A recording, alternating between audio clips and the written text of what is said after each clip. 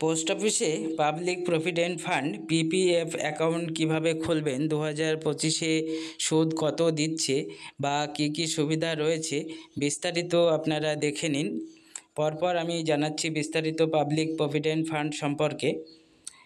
15 বছরের এই প্রকল্প, মেয়াদ শেষ হলে আরও 5 বছর প্রকল্পটি কিন্তু চালানো যায় এবং 2025-এ যে সুদের হার 7.1, 2024 সালের জুলাই থেকে এটি কার্যকর হয়েছে এবং আপাতত চলছে। পরবর্তীতে যে কোনো সময় কিন্তু এটা পরিবর্তন হতে পারে।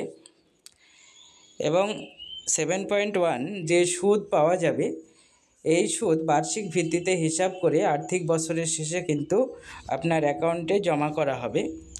এবং একজন ব্যক্তি এই পিপিএফ অ্যাকাউন্ট কিন্তু একটিই খুলতে পারবেন, অর্থাৎ একজন ব্যক্তি একাধিক অ্যাকাউন্ট কিন্তু খোলা যাবে না।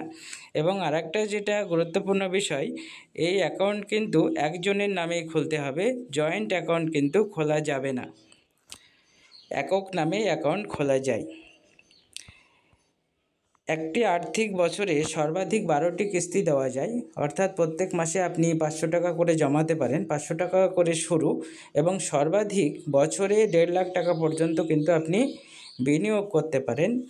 এবং এখান থেকে যে সুদ প্রাপ্ত হবে, আপনি যে সুদ পাবেন সেটা কিন্তু পুরোটাই আয়কর মুক্ত।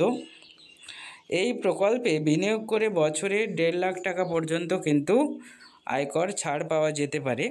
এটি পোস্ট অফিসের খুবই ভালো একটি প্রকল্প পিপিএফ অ্যাকাউন্ট। আপনারা ভিডিওটি দেখুন এবং সকলের মধ্যে শেয়ার করে দিন। ভারতের যে কোনো নাগরিক কিন্তু এই প্রকল্পের আওতায় আসতে পারে বা এই পিপিএফ অ্যাকাউন্ট কিন্তু খুলতে পারে।